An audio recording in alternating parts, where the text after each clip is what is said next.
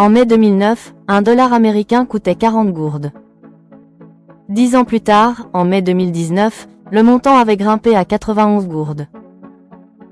Aujourd'hui, en juin 2026, la Banque de la République d'Haïti affiche un taux dépassant 130 gourdes pour un dollar. En l'espace de 17 ans, la gourde a perdu près de 69% de sa valeur face au dollar. Une problématique que l'on évite de discuter depuis 20 ans reste constante. Quelles actions pourraient réellement changer cette tendance? La réponse risque de ne pas satisfaire tout le monde. En effet, les solutions efficaces sont souvent impopulaires par nature. 4 mesures peu populaires sont nécessaires, car elles touchent directement des intérêts puissants, les élites politiques et économiques, les importateurs majeurs, les entreprises d'électricité et les anciens partenaires commerciaux. Si vous êtes curieux au sujet de l'économie haïtienne, c'est le moment idéal pour vous abonner à notre chaîne et activer les notifications. Nous examinons régulièrement ces dynamiques avec des données vérifiées, sans exagération. Mesure 1. Limiter la fuite de capitaux.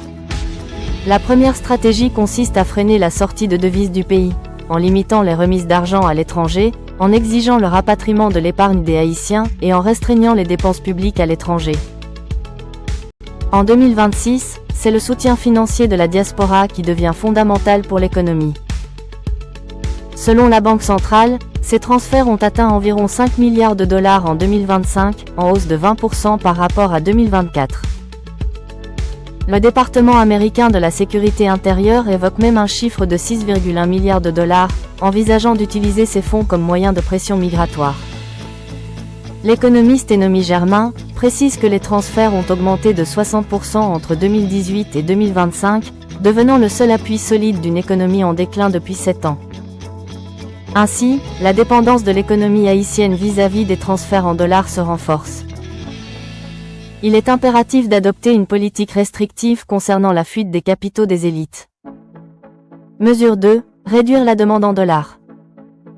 Cette mesure a déjà été tentée. En 2017 et 2018, la BRH a mis en œuvre des circulaires pour la dédollarisation, exigeant que certaines transactions soient payées uniquement en gourdes. En conséquence, le taux de change a évolué de 66 à 73 gourdes pour un dollar, représentant une perte de valeur de 11% en 7 mois. Le bureau d'importation des produits pétroliers n'a même plus réussi à obtenir suffisamment de dollars pour ses commandes, et des bureaux de change ont fermé en protestation. 7 ans plus tard, en octobre 2025, la BRH a publié un rapport affirmant que l'utilisation simultanée de la gourde et du dollar demeure un risque pour la stabilité financière. Les chiffres montrent que le nombre mensuel moyen de transactions en dollars a augmenté, passant de 6 390 en 2018-2019 à plus de 53 000 en 2021-2022. La dédollarisation a échoué, et la dollarisation s'est intensifiée. La leçon, cette mesure ne peut être efficace isolément. Sans diminuer la dépendance énergétique et sans diversifier les partenaires, restreindre la demande en dollars par décret revient à asphyxier une économie qui a besoin de ces fonds pour ses importations. Partagez vos pensées en commentaire. Croyez-vous qu'une politique de dédollarisation est encore envisageable en Haïti, ou est-ce devenu irréversible? Nous sommes attentifs à chaque commentaire. Mesure 3. Diversifier les sources d'énergie. Haïti dépend principalement du pétrole importé pour sa production d'électricité, une dépendance évaluée par plusieurs études à environ 85% de la capacité nationale. Le ministère des Travaux publics confirme que les produits pétroliers représentent plus de 50% de la capacité d'importation totale du pays. Cependant, une avancée a eu lieu. Le 5 juin 2026, lors de la Journée mondiale de l'environnement, le Premier ministre Alix Didier Fils-Aimé a annoncé un taux de taxation nul sur les batteries et panneaux solaires, visant à encourager la transition énergétique.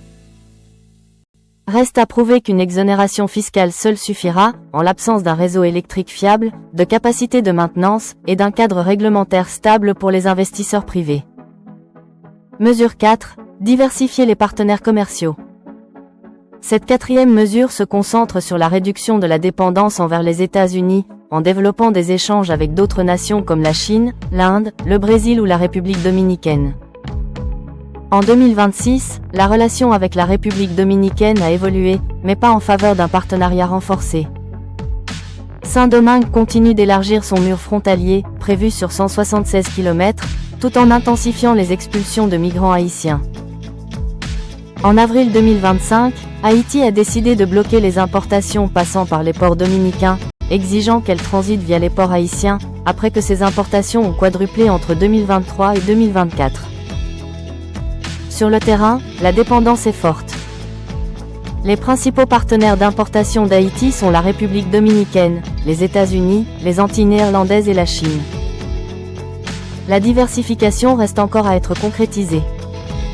Ces mesures nécessitent un État capable de privilégier l'intérêt général plutôt que des intérêts particuliers. Aujourd'hui, cela semble encore plus difficile à réaliser.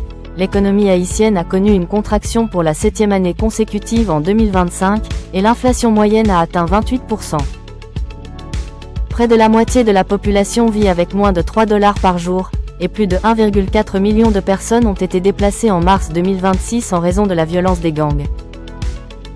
Une modeste croissance est prévue pour 2026, conditionnée par l'amélioration de la sécurité et la tenue d'élections à la fin de l'année. Ces 4 mesures sont envisageables. Une seule a été testée et a échoué, faute de soutien des 3 autres. Si cette analyse vous aide à mieux appréhender la situation, aimez cette vidéo, abonnez-vous à Quantum Haïti, et partagez votre avis sur la mesure urgente à prioriser.